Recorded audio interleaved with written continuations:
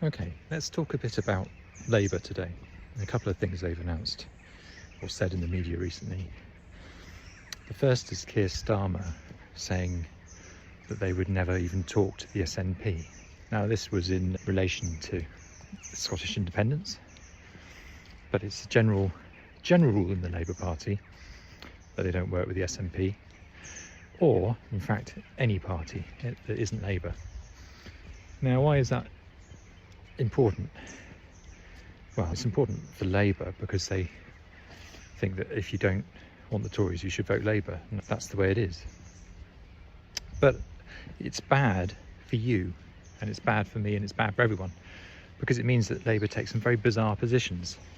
Like, they won't support bills in Parliament that completely 100% agree with Labour policy if that bill isn't a Labour bill. Now, what's a Labour bill? A Labour bill is a bill that has been bought by the Labour Party or an MP from the Labour Party. And so there are MPs who bring bills, especially, and I'm thinking what we'll talk about right now is the NHS reinstatement bill presented by Caroline Lucas in 2016, I think. This bill was going to legislate to end the privatisation of the NHS and completely agreed with Labour policy of the time, Labour being led by Jeremy Corbyn. And Jeremy Corbyn actually publicly supported the bill.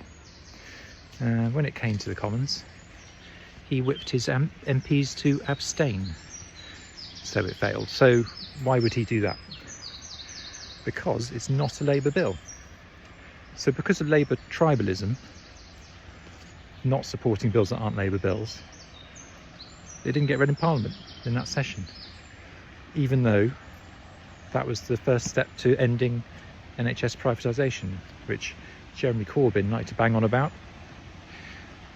The trouble with Jeremy Corbyn and Keir Starmer and every Labour leader I can remember is they are tribalists. And you can say to them, why didn't you support that bill? And they'll say, well, because the only vehicle to get opposition bills through Parliament should be the Labour Party. And if it's not done by the Labour Party, we're not going to support it.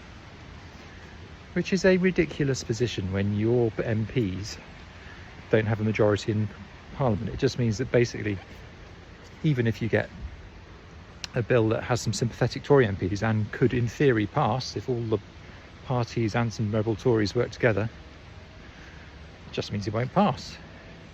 Because if it's not a Labour bill, well, it might pass if it's a Labour bill because the other parties aren't so stupid. Other parties will support Labour bills as and when they agree with the other party's policy. But no, if it's not a Labour bill, the Labour Party won't support it. So the SNP, who have a reasonably large group in Parliament, present quite a lot of bills which Labour don't support, even if they agree with Labour policy, which is really very stupid and pathetically tribal, and is the Labour Party all over at the moment. And people say, oh, yeah, well, that's Starmer for you. But it's not Starmer, it's Corbyn as well. They're all as bad as each other. It's not just electoral arrangements where they don't work with other parties. It's actually once all the MPs are elected. And it just means that the tribalism just sticks around for the whole of the Parliament.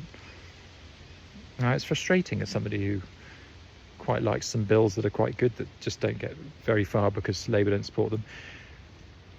I'm going to change tack slightly here. Labour do sometimes support bills where there's overwhelming public support for them.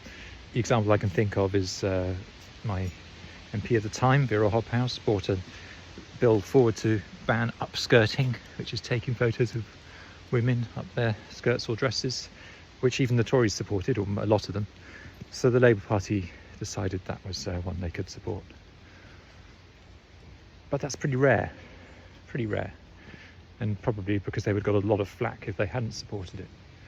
But when you get things like, I'm sure you remember around Jeremy Corbyn, the huge amounts of young people who thought he was some change, and yes, he was a change to some extent when it came to policy in Labour, but he wasn't a change to the tribal nature of it. And a lot of people had the wool pulled over their eyes. It was a new kind of politics. It's not. Same old Labour Party. And so it continues with Starmer. And now you've got Keir Starmer saying Labour would never support a return to the single market, or restoring freedom of movement. Like, never, just written off as an option. Even though he's not talking about reversing Brexit, in quotes. So there's no need to suggest that joining the single market is somehow not the democratic will of the people, because bear in mind, the referendum was nothing about the single market, however flawed it was anyway. A decent Labour Party will see what's happening with the economy and how Brexit's costing us more every year than we've ever paid into the EU in all of time put together. I mean, it's madness. So it's making everyone much, much poorer. And to have a Labour Party saying, even though joining the single market would help the poorest in society more as a percentage than the rich, we're not going to support it because we're afraid of right-wing nationalists criticising us. It's a ridiculous position, absolutely ridiculous. There's many ways in which I have no time for the Labour Party, but to ignore the good of the people and supposed left-wing beliefs because they're scared of nationalists and right-wing lunatics is just dismal. Now, couple that with the fact that Labour currently don't support proportional representation, and the only reason anyone would ever have to vote Labour, as far as I'm concerned at the moment, is they're not the Tories, which is like the worst reason to vote for a political party, pretty much. And it's not even true in a lot of constituencies, so bear this in mind next time there's an election. If you don't live in a Labour-Tory marginal, don't vote Labour. There's no point. They won't listen. If you're a Labour member, don't vote for them. If you live in a safe Labour seat or a seat where Labour would never win, like I do, don't vote Labour. It doesn't matter. They've got to learn. The only thing they'll listen to is just losing huge swathes of support. Now, I don't wish a Tory government on us at all. But if your vote for Labour would never change that, because Labour can't win where you live, don't vote Labour. I'm not saying don't vote. Vote for a party you agree with. Don't vote Tory. Because they're voting Labour because, I don't know, you always have, or some other reason, it's never going to change anything. The Labour Party have to suffer in elections before they'll change, because they won't listen to reason or logic. And this tribalism has to end.